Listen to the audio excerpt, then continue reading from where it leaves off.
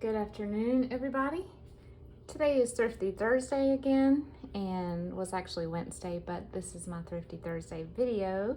And I actually have a pretty good size haul this time for you guys.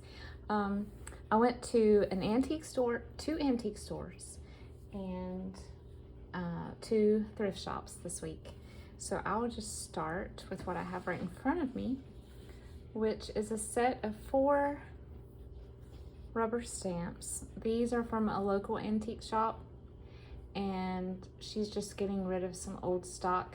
I think the owner had a friend who was a card maker who passed away, so she's selling a lot of her items, and so these are some of the stamps that she used for her cards. I love the key. And I'm always wanting to put little bows as embellishments in my journals, but it's really hard to find a die cut that looks like a bow like this. So I was excited to find that. And then in one of the thrift shops, I found this box of greeting cards. I'm pretty sure this is a Kmart box because I recognize that writing, the key 25 key one. But I don't think these cards are from Kmart. This is just, they're very thin note cards, and I have no idea where this is, but it's a pen and ink of this beautiful building, and then the other half of them are these little bunny with a sheep or a lamb, and of course they're also very thin. I did not know the Mead Corporation made note cards, but they do, or did. And then, of course, here are the envelopes that go with them, and they're already beautifully aged. So I will put these in my envelope container. And then this just looked interesting to me, so I grabbed it. It didn't have a price. She charged me $1, but it's from 1986, I think, or 84. And turns out it was some sort of a game. I don't know if it's meant to be played on the road. I read the directions for the game. It's quite complicated. I thought it was just as you're driving, you can spot the license plates, but I don't think I think it's more than that. But it's just a map of the US, and then it has all of these stickers for what the license plates look like the year 1984. And they're all here. Some of them have fallen off. But yeah, so I don't know if any of you recognize your states and the way the plate used to look in the 80s, but I thought this was really neat. I think these are the kind that you would lick and stick, but of course they're 30 years old now, so I'll use these as embellishments on journals. Thought that was an interesting find. And then at one of my favorite thrift stores, they have a big box of greeting cards, and so I mainly chose these 3 just for the envelopes because they were pretty, and they were only 5 cents a piece. This is quite pretty. It's embossed on the front. You can see the design, and then these are 2 of the cash size envelopes, and they're gorgeous. This one has a bird cage with some, I guess that's gardenia or magnolia, with some gold foil. Very pretty. And then at the same thrift store, they have a box at the register where it's just free items. And so I grabbed these. It looks like somebody had stamped some recipe cards, which I think is so, so cute. So I grabbed those, and then they had this little, I don't know what MB stands for, but just a little notepad of a little squirrel topiary, I think it is. So cute. And then Friends of the Smithsonian. I love that artwork. And then a sea turtle. And these stickers, which are very pretty, they're gold foil. and this little seed company notepad, which I thought was super neat.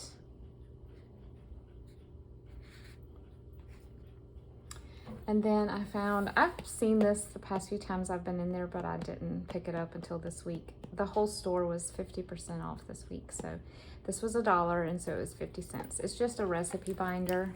It still has the shrink wrap on it, and it has the little tabs in the front, and then these photo type sleeves in the back. So I will be using these for pockets and things like that, for junk shaker cards. Already, you know, two sides are already sealed together for a shaker card, things like that. And then of course I might use the binder for a journal. That'd be a really cute recipe journal if you embellished it a little bit.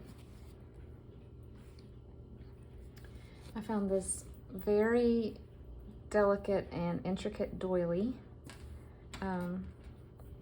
I don't know how I passed this up, because normally I went through the doily box a good bit more in depth this time, and this was just in the back corner, and I must have missed it the past few times, but it's very, very delicate embroidery. I love it, and it'd be perfect for wrapping around a journal.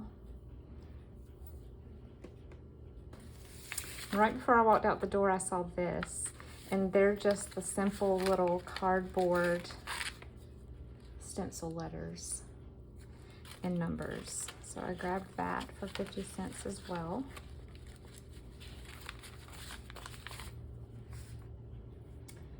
And then in the other thrift store, on the other side of town, I found a Lilo and Stitch book. This is one of my daughter's favorite Disney movies, so if I don't turn this into a journal, I will make it into one for her to draw in. But I think I might make it Hawaiian themed. That would be fun. And then this is not really, I don't think I can use these for junk journals at all, except for maybe using the box. But they're super vintage, super cool. I don't know what year. 74. So they're plywood puzzle pieces for matching up numbers, and the graphics on them are just so fun and retro. I love it. Like I said, I don't know how I could use these in a journal other than, you know, making a very elaborate 3D cover and somehow incorporating one of these. But if nothing else, I will just save these and give them to my grandkids one day because they're so neat. And then on the same shelf as those, they had this, which is like a, it says for the new mathematics, which I don't know what that is. This was 1964, but it's for use on flannel boards. And so they are just, a few have been punched out, but they're just the flannel shapes in this bright, beautiful yellow. Geometric shapes and math symbols. So I thought that was neat. They've got the little brackets.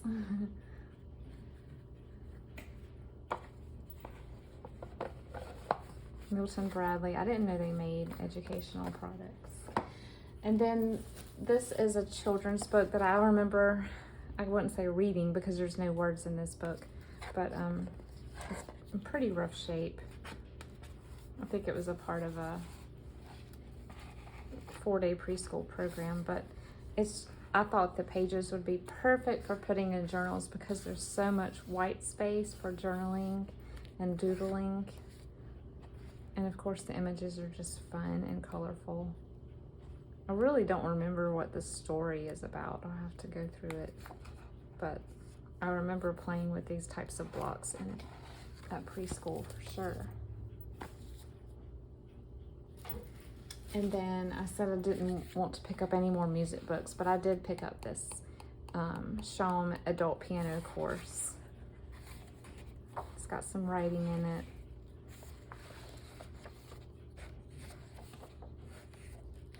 Just some fun tunes. And The edges are already aged, which is great. This was, what year? Let's see if it tells us. 1946. And then I went over to the fabric area and I found this whole bag of eyelet for $2. But that store was having a 25% off everything sale, so I got it for less than that. But it's just white and off-white eyelet, and for a size of a bag full of eyelet, I thought that was a great deal, and I love eyelet.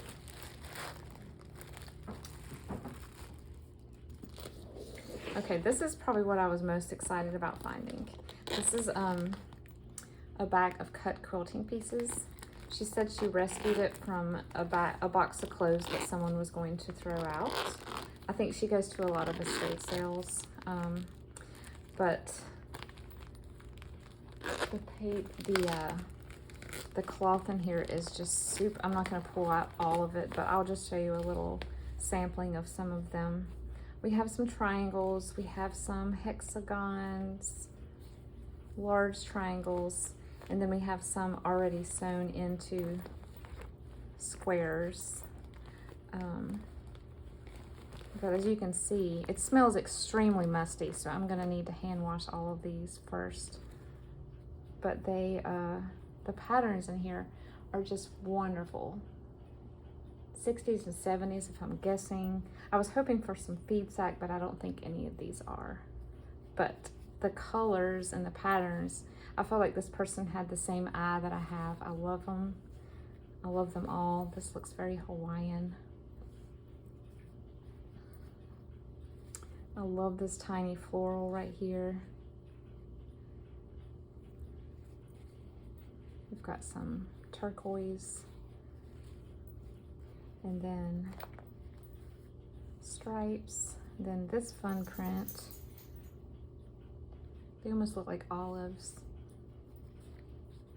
And a lot of these feel like they're ironed and starched.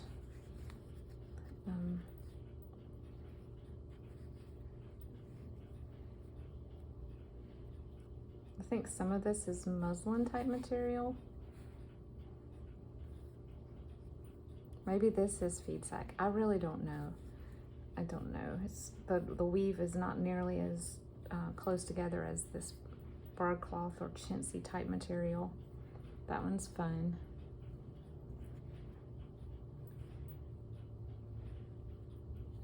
I thought that looked kind of Scandinavian. That one too. This is epic. I love this one. I mean, these are just all my favorite patterns and colors. They make me happy. Here's some more of those small flowers, but they're light green. And then we have some black and yellow. I thought this was fun. They almost looks like the Marimekko. This one is probably my favorite piece because when I was a kid, giraffes was my favorite animal. I'll have to use that in a personal journal. I love the red and blue together. A super fun paisley. And then the squares are a little more muted. Botanical, ticking. Here's some oh, that's cute. Nautical. There's some that are sewn together. And then we have this watercolor looking floral. And then here are these are all pinned together, held together with a pin. So I'm not gonna undo that, but these are just hexagons sewn, getting ready to be sewn together. That's fun, marble. I don't know what, oh, those are hourglass, that's fun. Definitely a 60s and 70s feel. There's some yellow strawberries and it looks like a pepper grinder. But yeah, I was excited to find this bag. I thought that was a pretty good deal for already cut pieces that I can use on patchwork pockets and things like that. And then the last place we went to was an antique shop. And I know I'm gonna pay a little bit more for things at antique stores, but this is 2 cuts of fabric, vintage fabric. I don't know how old. It almost looks like sheet material, but I just love the simpleness of it. And then this is a seersucker with yellow and green, which you don't really see a whole lot. And it just reminds me of summer. So I picked those up. And then I picked up this, this is a reprint of some of the original Raggedy Ann stories.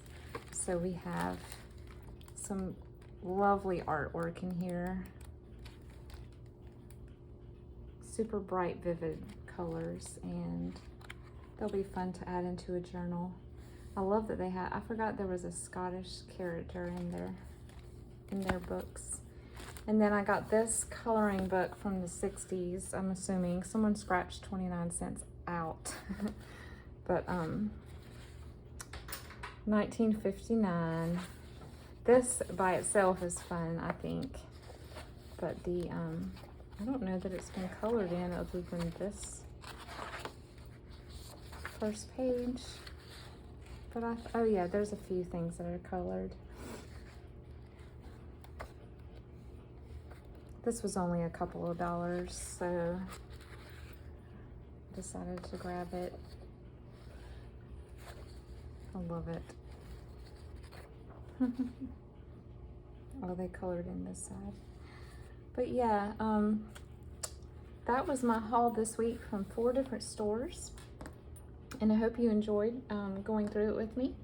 If you want to head over to Sherry at Turquoise Dreaming, she hosts Thrifty Thursday every week. And if you'd like to be one of the collaborators, you can just send her a message or a comment and she will add you to the list. So thank you for joining me today, and I will see you again soon. Bye-bye.